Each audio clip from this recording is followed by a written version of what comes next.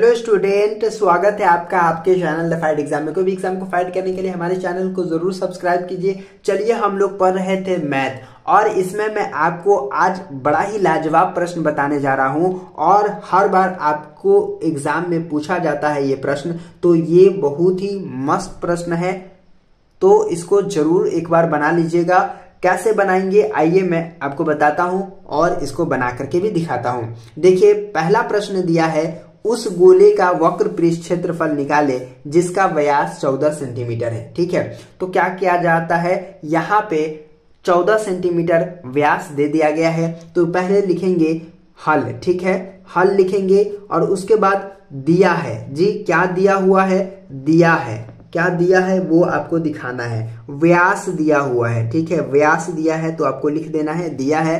क्या दिया है सर, व्यास दिया है बराबर 14 सेंटीमीटर। ठीक है, तो गोले का वक्र पृष्ठ क्षेत्रफल या आयतन निकालने के लिए हमको त्रिज्या की जरूरत होता है, तो त्रिज्या बराबर, ठीक है, त्रिज्या हम निकालेंगे। तो त्रिज्या बराबर क्या होता है, d/2 होता है, यानी कि व्यास बट्टा, ठीक है, 2 होता है, तो 14/2 कर देंगे, तो 2 एकम 2 और यहाँ पे 7 दूना 14, तो r बराबर कितना होगा, यानी कि त्रिज्या बराबर कितना हुआ, 7 सेंटीमीटर हुआ। ठीक है, उसके बाद यहाँ पे लिखेंगे प्रश्नानुसार। अब प्रश्नानुसार चलेंगे। प्रश्नानुसार क्या कहा जाता है ना, वक्र पृष्ठ क्षेत्रफल निकाले, गोले का वक्र पृष्ठ क्षेत्रफल। तो गोले का वक्र पृष्ठ क्षेत्रफल कितना होता है, आइए बताते हैं। गोले का वक्र पृष्ठ का क्षेत्रफल, ठीक है, तो गोले का वक्र पृष्ठ का क्षेत्रफल कितना होगा, जल्दी से आप बताइएगा।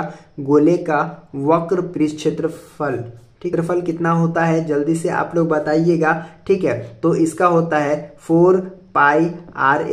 फॉर्मूला आप जरूर याद करके रखेंगे ताकि जो है बनाने में कोई भी दिक्कत ना हो और बड़े ही आसानी से आप क्या कर सको, बना सको। ठीक है, इसीलिए फॉर्मूला हमेशा याद रखे रहिएगा आप और जवान पे याद रखे रहिएगा, ताकि जो है एग्जाम में बहुत ही अच्छे तरीका से आप क्या कर सको, बना सको, लिख सको और पढ़ सको। ठीक है, उसके बाद यहाँ पे आ जाते हैं और यहाँ पे 4 हो गया और 22 पाई का मान जो होता है, और पाई का मान जो होता है वो 22/7 होता है, तो 22/7 लिख देंगे।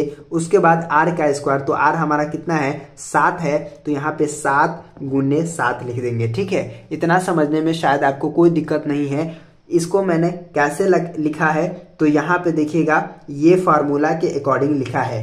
एक साथ से एक साथ कट गया, अब बच कितना गया, देखिए ये आपका बच गया, 4 बच गया, 22 बच गया और 7 बच गया, तो इस सब में क्या हो जाएगा, गुना हो जाएगा। तो आइए लिख देते हैं 4 × 22 × 7। ठीक है, अब चलिए यहाँ पे गुना कर लेते हैं। ठीक है, तो 22 चौका कितना होता है, तो 22 चौका होता है 88। ठीक है ना, तो 22 चौका 88 और 88 में क्या करेंगे, 7 से गुना करेंगे। तो आप रफ कॉपी में पीछे जो है रफ कॉपी में क्या करिएगा, गुना कर लीजिएगा। जैसे यहाँ पे हो गया 88, ठीक है, 88 में 7 से गुना हम क्या करते हैं, कर लेते हैं। 7 8 56 होता है, 56 के 6 लिखेंगे, कैरी 5 होगा और 7 8 56, 7 8 56 और 56 और 5 कितना होता है, 61 होता है। 56 5 कितना होता है, 61 होता है। ठीक है ना, तो इस तरह से यहाँ पे आपको लिख देना है 616। ठीक है, 616,